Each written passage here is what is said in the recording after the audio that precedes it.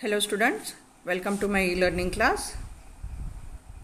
ಇವತ್ತಿನ ಈ ವಿಡಿಯೋದೊಳಗ Rani Chennamma ಯೂನಿವರ್ಸಿಟಿಯ 2022ದು question paper ಅನ್ನು ನಾವು ಬಿಡಿಸ್ತಾ ಇದ್ದೀವಿ. ಇದು ಕೇಸ್ ಸ್ಟಡಿ ಐತಿ. ಕೇಸ್ ಸ್ಟಡಿ ಮಾರ್ಜಿನಲ್ ಕಾಸ್ಟಿಂಗ್ ಮೇಲೆ ಬಿದ್ದಿದ್ದೈತಿ. ಇದಿಲ್ಲೇ ಇದು ಪ್ರಾಬ್ಲಮ್ ಮಾರ್ಜಿನಲ್ ಕಾಸ್ಟಿಂಗ್ ಮೇಲೆ ಐತಿ. ಓಕೆ, ಹೆಚ್ಚಿನ ನಿಮಗೇನು ಅಲ್ಲೇ ನಿಮ್ಮ ಇವ್ಯಾಲ್ಯೂಯೇಷನ್ಸ್ ಅದು ಏನು ಹೇಳ್ರಿ, ಅನಾಲಿಸಿಸ್ ಅದು ಏನು ಹೇಳ್ರಿ ಅಂತ ಹೇಳಿಲ್ಲ, ಜಸ್ಟ್ ಕ್ಯಾಲ್ಕುಲೇಷನ್ಸ್ ಹೇಳಿದ್ದಾರೆ ಅವರಲ್ಲೇ. ಈ ಪ್ರಾಬ್ಲಮ್ ಒಳಗೆ ಕ್ಯಾಲ್ಕುಲೇಷನ್ದೊಳಗೆ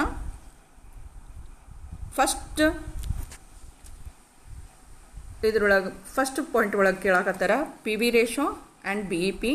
next third sales to earn a profit of rupees 1,40,000. ಅಂದರೆ ಇಲ್ಲೇ ರಿಕ್ವೈರ್ಡ್ ಸೇಲ್ಸನ್ನು ಕ್ಯಾಲ್ಕುಲೇಷನ್ ಮಾಡಬೇಕು. ಪ್ರಾಫಿಟ್ ಎಷ್ಟು ಬೇಕಾಗೈತೆ ನಮಗೆ? 1,40,000. ಆಮೇಲೆ ನೆಕ್ಸ್ಟ್ ಪಾಯಿಂಟ್ ಒಳಗೆ ಏನು ಕೇಳಾಕತ್ತಾರ ಅಂತಂದ್ರೆ ನೆಟ್ ಪ್ರಾಫಿಟ್ ಕ್ಯಾಲ್ಕುಲೇಷನ್ ಮಾಡಿರಿ, ಸೇಲ್ಸ್ 6 lakh ಐತಿ ಅಂತ ಹೇಳ್ಯಾರ. ಅಂದ್ರೆ ಪ್ರೀವಿಯಸ್ ಪಾಯಿಂಟ್ ಒಳಗೆ ಏನು ಹೇಳ್ಯಾರ ಅವರು? ಸೇಲ್ಸ್ ಕ್ಯಾಲ್ಕುಲೇಷನ್ ಮಾಡಿರಿ, ಪ್ರಾಫಿಟ್ ಕೊಟ್ಟೇವಿ ಅಂತ ಹೇಳಾಕತ್ತಾರ.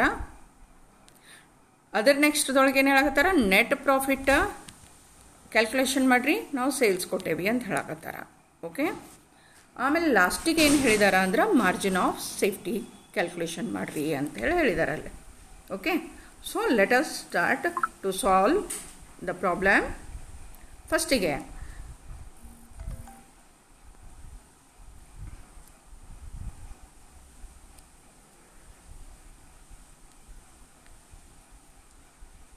Calculation of P V ratio ಅಂತ ಹೇಳ್ತೇವೆ. ಪಿ ವಿ ರೇಷೋ ಕ್ಯಾಲ್ಕುಲೇಷನ್ಗೆ ನಮಗೆ ಕಂಟ್ರಿಬ್ಯೂಷನ್ ಬೇಕಾಗ್ತೈತಿ. ಸೊ ಫಸ್ಟ್ ಸ್ಟೆಪ್ ಏನೈತಿ ಅಂದ್ರೆ ಕಂಟ್ರಿಬ್ಯೂಷನ್ ಕ್ಯಾಲ್ಕುಲೇಷನ್ ಐತಿ. Contribution is nothing but the difference between sales and variable cost ಅಂತ ಹೇಳ್ತೇವೆ.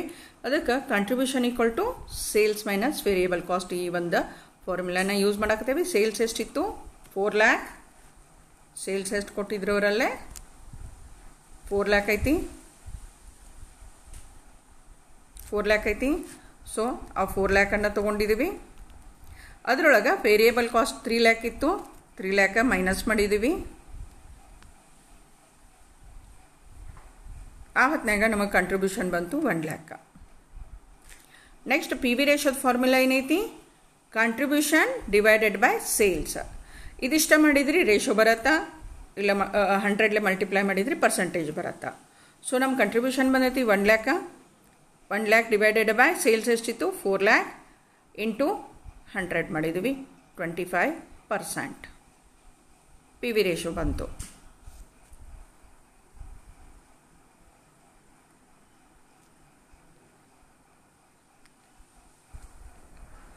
ನೆಕ್ಸ್ಟ್ ಕ್ಯಾಲ್ಕುಲೇಷನ್ ಹೇಳಿದಾರೆ ನಮಗೆ ಮಾಡಾಕ, calculation of B P.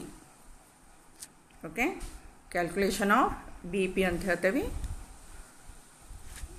B P formula ಏನೈತಿ? ಕೊಟ್ಟದ ಇನ್ಫಾರ್ಮೇಷನ್ ಒಳಗೆ ನಾವು ಆ್ಯಕ್ಚುಲಿ ಫಾರ್ಮುಲಾನ ಚೂಸ್ ಮಾಡ್ಕೊತೇವೆ. ನಾವಲ್ಲೇ ಕೊಟ್ಟದ ಇನ್ಫಾರ್ಮೇಷನ್ ಒಳಗೆ ನಮಗೆ ಫಿಕ್ಸ್ಡ್ ಕಾಸ್ಟ್ ಗೊತ್ತದ. ಫಿಕ್ಸ್ಡ್ ಕಾಸ್ಟ್ 30,000 ಐತಿ. ಆಮೇಲೆ ಪಿ ವಿ ರೇಷೋ ಆಗಲೇ ಕ್ಯಾಲ್ಕುಲೇಷನ್ ಮಾಡಿದ್ವಿ 25%.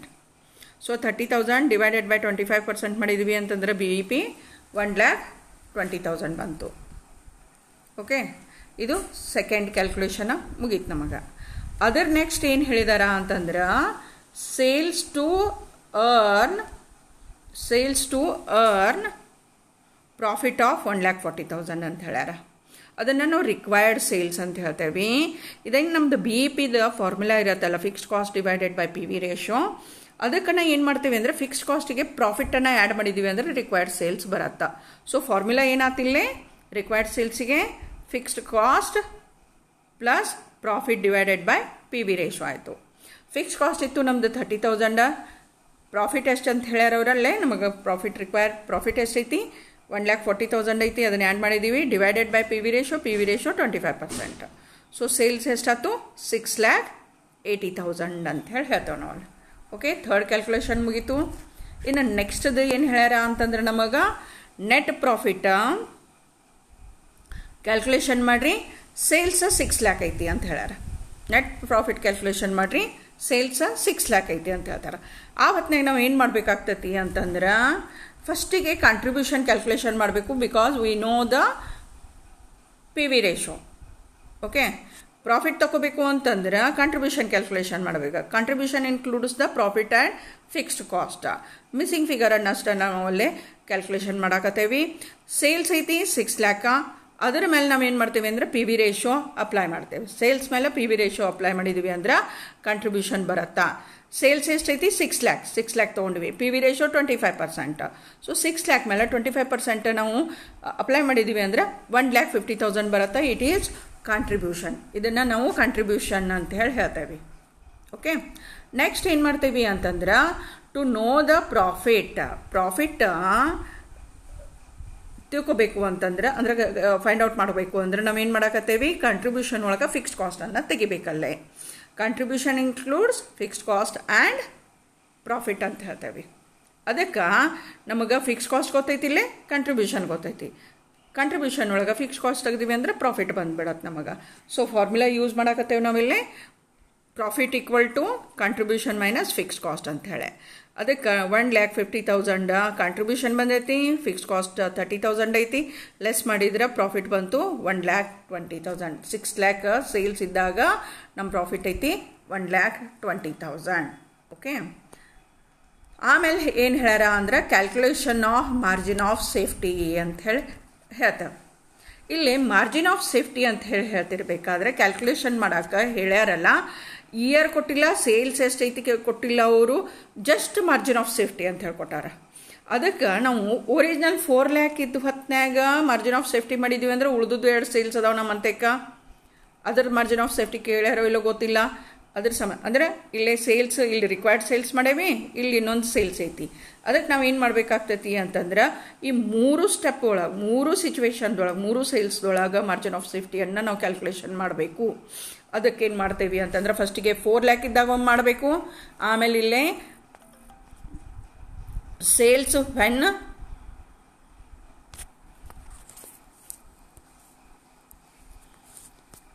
ದ ಪ್ರಾಫಿಟ್ ಈಸ್ 1,40,000 ಅಂತ ಹೇಳ್ತೇವಲ್ಲ, ಆ ಹೊತ್ನಾಗೂ ಮಾಡಬೇಕು. ಆಮೇಲೆ ಸೇಲ್ಸ್ 6 ಲ್ಯಾಕ್ ಇದ್ದಾಗೂ ಮಾಡಬೇಕು ಮಾರ್ಜಿನ್ ಆಫ್ ಸೇಫ್ಟಿಯನ್ನು. ನಮ್ಗೆ ಆಲ್ರೆಡಿ BEP ಗೊತ್ತೈತದಲ್ಲಿ. ಓಕೆ, ಸೊ ಲಾಸ್ಟ್ ಪಾಯಿಂಟ್ ಏನು ಹೇಳಾಕತ್ತೇವೆ ನಾವು, ಏನು ಕ್ಯಾಲ್ಕುಲೇಷನ್ ಮಾಡಾಕತ್ತೇವಿ ಅಂತಂದ್ರೆ ಮಾರ್ಜಿನ್ ಆಫ್ ಸೇಫ್ಟಿ ಮಾಡಾಕತ್ತೇವಲ್ಲೇ.